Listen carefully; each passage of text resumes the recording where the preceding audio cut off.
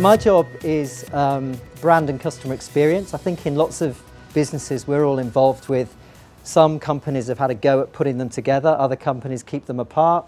For me, it plays to a lot of strengths organisationally. I think from John's point of view, John Borghetti's point of view, the business very much was around structural change from an operational perspective because the business was needing to cater for a broader market segment. And so a lot of focus was on that, and I was really appointed to be the customer champion sitting around the executive committee. So I bang on about customers and I bang on about marketing. That really is the objective of the job, to bring the whole kind of creative side of the business together, really be the customer, walk in the customer's shoes, understand what it's like to be a road warrior at 6 o'clock in the morning going to Brisbane, understand what it's like leaving LA at 10 to midnight and on a packed aeroplane and as a leisure customer, and really understanding where the industry is in Australia and what the needs and wants are, because firstly the business is really young. It's only 12 years old, which is extraordinary. And what's even more extraordinary is Virgin Australia is actually 15 months old, so it's not been around very long. But we had a number of things working for us. Firstly, we've got a fantastic brand in Virgin. And what was very clear was that Virgin in that 12 years had developed a lot of equity in the Australian market, obviously from the airlines perspective, but also mobile and various other things. Richard Branson, who everybody knows, is very well regarded in this country, and the whole kind of brand positioning around challenger brand, taking on the establishment, bringing in choice, redefining the way things are going to be, has developed an awful lot of equity for Virgin right across the world. The second thing was the business model, and whilst the Virgin Blue brand had done extraordinary things to expand the market, give people the opportunity to fly who perhaps had never been able to fly, because all of a sudden in the leisure arena flying became a lot more affordable.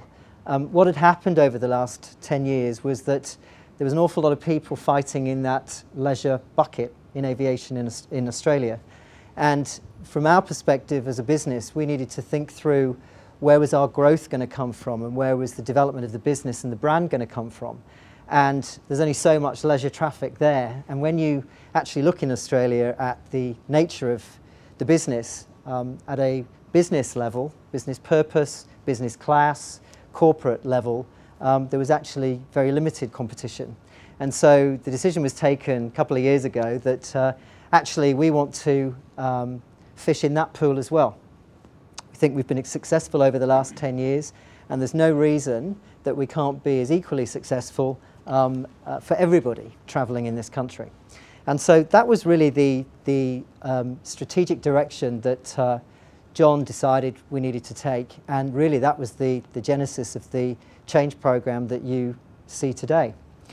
So what we did was set ourselves 3 major objectives, and they're very much baked into our business plan. And the first one is to be the airline of choice and really create choice in the industry in this country where people truly want to consider an alternative and consider they have options. Secondly, it was to be Australia's best customer-led organisation. Because our business is so young, there has been a real focus to ensure that customer centricity needs to be the heart of what we're doing and how we're developing. And lastly, do for corporate travellers what we did for leisure travellers, which was redefine the business, redefine the industry. But what became very clear is that you kind of can't just take the Virgin Blue brand and instantly reinvent it as something else without doing much about it. And what the team did was very much stand back and say, right, what is it that we've got here, and how do we need to respond in a different way? How do we need to evolve in a different way to be able to have credibility and demonstrate serious credentials in a broader business and corporate market? And so the business signed off what we called the Game Change program. And the Game Change program was this jigsaw puzzle of critical streams of activity that were designed to work in a coordinated way to reinvent the business. I'm going to focus in on all the sexy bits. So I'm going to talk about upgrading product and service and what we've done and how the brand has been transformed as a consequence of that. I'm also going to talk about our people because, you know, everything you do in the hospitality industry, it's as good as your people. even on your worst day, if your people are fantastic, it carries you through. And the people are so important in this brand journey, vitally important. So I'm going to talk a bit about that. However, they would have done nothing without all of these other things falling into line. So those other things are, maintaining a cost advantage. It is a very difficult industry. The margins are wafer thin, they always have been. And from our perspective, as a young business, we've got a good cost advantage, and it was very important to us that we're not spending money willy-nilly. This is about retaining your cost advantage and ensuring that that is a competitive strength as you begin to move forward. So lots of focus on that from the outset. Diversifying your revenue line was, as I've talked about, broadening your appeal, appealing to more travellers in this country and overseas, and being able to offer a broader range of fares in a way that was credible and that people wanted to buy. Creating a global network. If we wanted to appeal to business people, we needed credentials from an international perspective. And also through that, how do we want to access growth markets? So again, giving us a greater opportunity to diversify our revenue line. So a whole 3-year program. It's progressed very, very well. We're not in this game to be the biggest, but we do want to be the airline of choice, and that very much is the direction that we've set ourselves. So that is the program that we set ourselves a couple of years ago. We're 2 years through it. And this, I think, is probably one of the best ways of demonstrating the change that's gone on.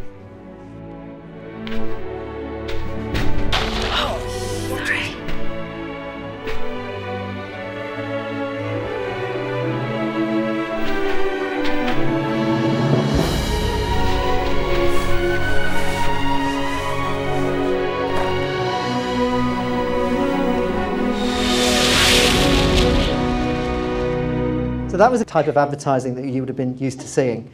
And then this is the launch campaign that rolled out from May of last year.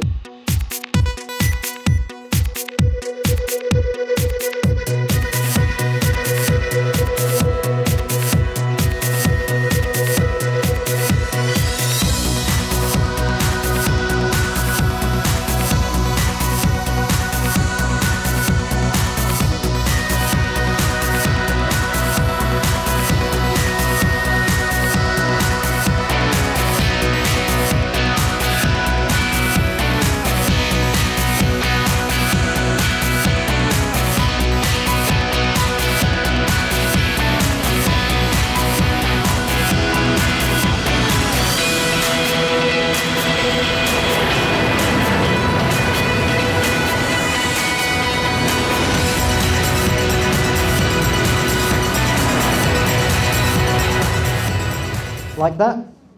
Yeah. What that was all about was very much signalling the fact that change was happening, and this business was reinventing itself into a very different brand with a different DNA, but a lot of associated values and equity from the Virgin Blue days. So that kind of was one of the starting points, really. But as I say, it's the people element that I've always been very focused on from a brand development perspective, particularly in service industries.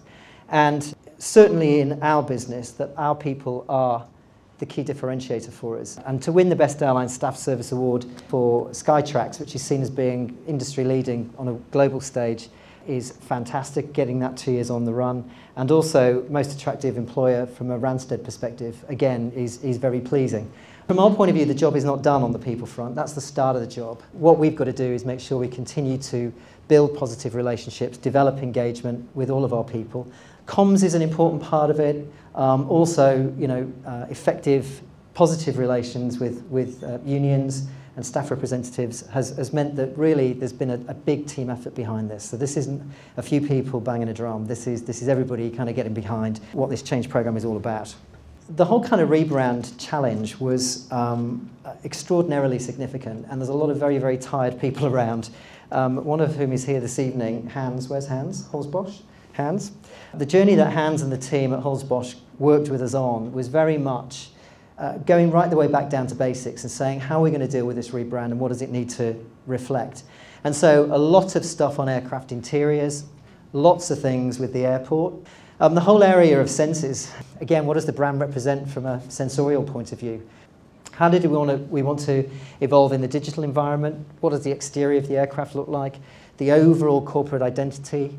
How did you want to use it in the most impactful way and really start to get across your credentials in a premium environment? So that was the kind of scope of change. There's an awful lot that sits underneath that if you unpacked it, all about food and training courses and all sorts of things, huge amounts of stuff. So it wasn't just a paint job. It's very much an attitudinal shift as well. And the starting point was 4 brands, and you probably don't know all of these. But the first decision that was taken was actually, let's park all of that. Wouldn't it be good to actually pull it all together and let's put Australia on it, because actually that's 85% of our business, and develop one brand, one identity, one sense of purpose, one reason for being, and one overall approach that would build momentum, develop strength, and actually start to help spearhead the journey that we wanted the business to go on. And very much that was the brief that we embarked upon. Fun, red, out there, sexy lady on the front, clean, smart, sophisticated, elegant lady on the front. These were the uniforms. Fun, open neck. Everybody wore the same thing, very egalitarian. Completely different. Visibly, walking through terminals, walking on planes, walking down the high street, people felt different, and it was palpable, the shift that uniform created. Aircraft interiors. What are you going to do with an aircraft interior to actually transform it and make it feel, you know, a place that you want to spend time in? And this is what we came up with. The Boeing guys had created a brand new interior, and for Boeing I think that was quite new. Use of lighting, use of colour, just cleaning the whole thing up and calming the whole thing down. It changed the whole look and feel of what we were doing. 23rd of January was a big day. We brought choice in business class back to this market for the first time domestically for 10 years. It was about understanding what the needs are from a business class perspective. But again, you know, very simple, you know, 8 seats at the front, very different look. 777s, we've got a 777 fleet. This is our long-haul fleet that go back and forwards to LA and Abu Dhabi. The aeroplanes went through quite a lot of change, interior-wise, breaking up the cabin, you know, what long-haul aeroplanes are like, lots of seats, lots going on. So anything we can do creatively to kind of free it up, make it look fresh, make it look inspiring, bring in a contemporary air about it. The A330, again, we spent a lot of time on developing a very powerful business class offering. Again, choice that wasn't there. Again, very positively received. Lounges. That's what the lounges were about, shooting a game of pool, paid to go in. And what we did was say, right, we need to sort this out. And if we're in this game, we need to have fantastic lounges. And this is Melbourne. I don't know if anybody's been in it. I hope you have, and if not, you must. It really has redefined, I think, globally what lounges are about. So again, another very powerful physical representation of what it is that we're about. We've also got, if you've never done this, this is fantastic. Direct access in Sydney, so you go straight into the lounge from the curbside. Amazing, which is brilliant. So everybody loves that. And then this is really how the whole thing came together. And I think you can see there that there is a very logical look and feel, very, very logical palette. So we're very pleased with where that's at. You know, so what? What's kind of happened as a consequence of it? So, you know, the AMR reputational index. You know, we're very pleased that from last year to this year that we've gone from 13 to 6 in corporate reputation. Best airline in Australia, Pacific region, first this year. Best airline staff service for the Australia Pacific region, first. Best airline in the world, 12th, which out of 200, when you've only been around 15 months, ain't bad. And that, in absolute terms, that jump made us the most improved airline in the world. The journey has only just started. It's very early days. You all know what brand building's all about. You know it takes time. We're more than encouraged with the reaction that we're getting and how that's related to our business performance. But it's a journey, and this is literally, I don't even think it's the end of phase one. We haven't actually got phases. This is an ongoing journey of development and evolution, really. And I'm delighted to share it with you this evening, and open for any questions.